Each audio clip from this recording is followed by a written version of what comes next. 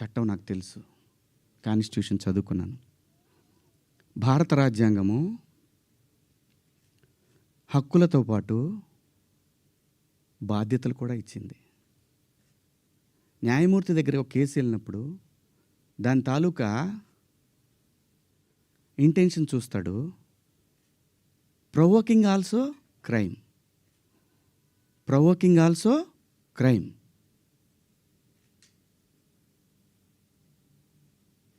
చాలామంది పెద్దవాళ్ళు, మన సీనియర్ సిటిజన్స్ అందరూ కూడా ఎందుకు అలా మాట్లాడతారు అంటే, నెక్స్ట్ జనరేషన్కి వాళ్ళ సంస్కృతిని క్యారీ ఫార్వర్డ్ చేసి వెళ్తున్నారు.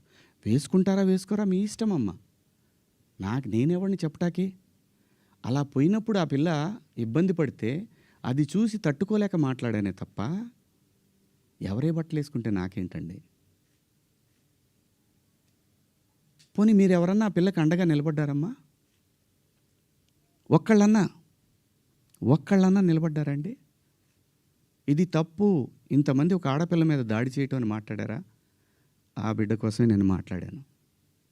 రేపొద్దున మన తెలుగు యాంకర్లు కానీ, మన ఆర్టిస్టులు కానీ చక్కగా బట్టలు వేసుకొని వస్తారు. మన సుమ గారు కానీ, ఝాన్సీ గారు కానీ, ఉదయభాను గారు కానీ, పిల్లలు కానీ, కొత్త పిల్లలు కొంచెం యంగ్ బ్యాచ్లో కొంచెం అందంగా గ్లామర్గా కనపడాలని వేసుకుంటుంటారు.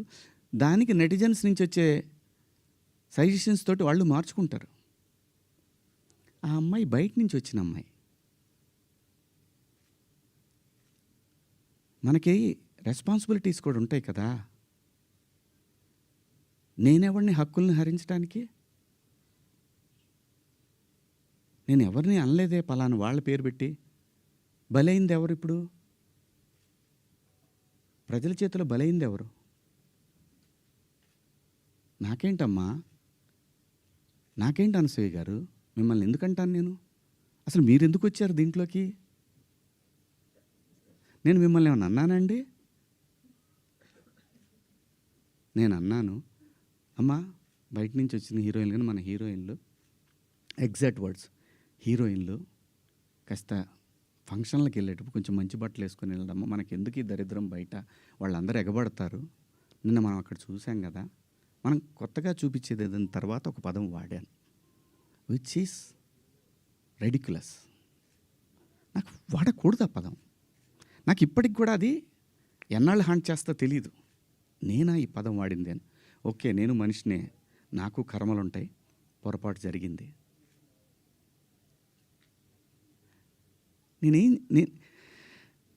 నా బాధ అంతా ఏంటంటే, నా వైఫ్ నా పిల్లలతోటి కరెక్ట్గా మాట్లాడలేకపోతున్నాను నేను. అది నా మిస్. వాళ్ళు నన్ను కన్సోల్ చేస్తున్నారు, వెళ్ళండి అని అంటున్నారు.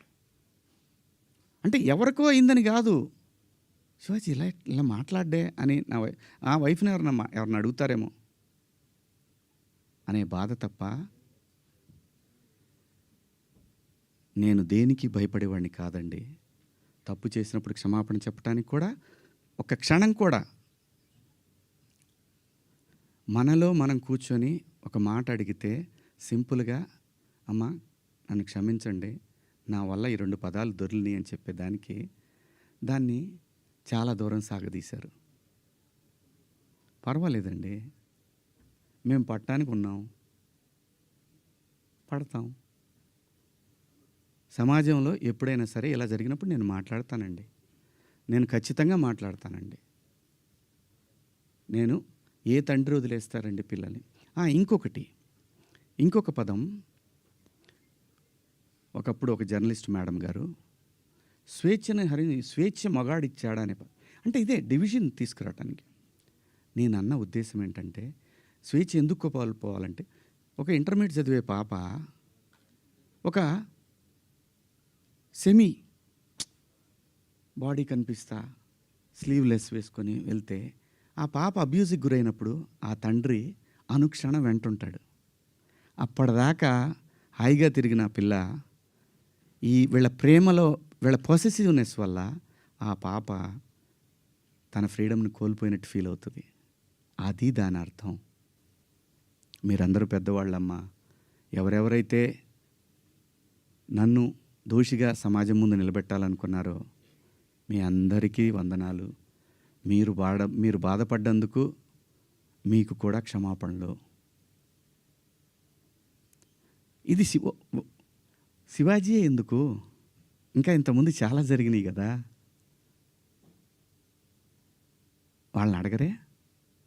నేను చెప్పిందేంటి? మనకెందుకమ్మా? సమాజంలో ఏ తప్పు జరిగినా అందరూ వేళ్ళన్నీ సినిమా ఇండస్ట్రీ వైపు వస్తున్నాయి. ఆడపిల్లల రేపులు జరిగినా, లేదంటే తాగి పిల్లలు మాబ్ దాడులు చేసుకున్న ఒకడికొకడు సమూహాలు కలిసి, ఆ సందర్భంలో మాట్లాడాలా లేదా? విత్ గుడ్ ఇంటెన్షన్ నేను మాట్లాడినా, నేను వాడిన పదాలు అన్పార్లమెంటరీ. ఆ 2 పదాలు. ఇంతకు మించి నేను ఏ తప్పు చేయలేదు. చేస్తే క్షమాపణ చెప్పడానికి వెనకాడను. నేను ఎదురుదాడికి కూడా వెళ్ళే మనిషిని కాదు నేను. నా కోసం నా ఇంటెన్షన్ అర్థం చేసుకున్న వాళ్ళందరికీ కూడా థ్యాంక్ యూ సో మచ్. ముఖ్యంగా అనసూయ గారు నా ఇన్సెక్యూరిటీ గురించి మాట్లాడారు. అవునమ్మా, మా హీరోయిన్ని అలా వెళ్ళినప్పుడు, దాడులు చేసినప్పుడు భయం ఉంటుందని, వాళ్ళు బాధపడతారని, ఒకవేళ జరగరాంది ఏమైనా జరిగితే ఆత్మహత్యలు చేసుకుంటారని నాకు ఇన్సెక్యూరిటీ ఉందమ్మా. ఇంకోటి, నా మీద మీరు జాలి చూపించారు. ఐ పిటీ హిమ్ అని. చాలా థ్యాంక్స్ అమ్మా. మీకు ఇచ్చిన విశాల హృదయానికి భగవంతుడికి థ్యాంక్స్ చెప్తూ, అదే భగవంతుడిని కోరుకుంటున్నాను. మీకు తొందరలోనే మీ రుణాన్ని తీర్చుకునే అవకాశం భగవంతుడు నాకు కల్పించాలని కోరుకుంటున్నామ్మా.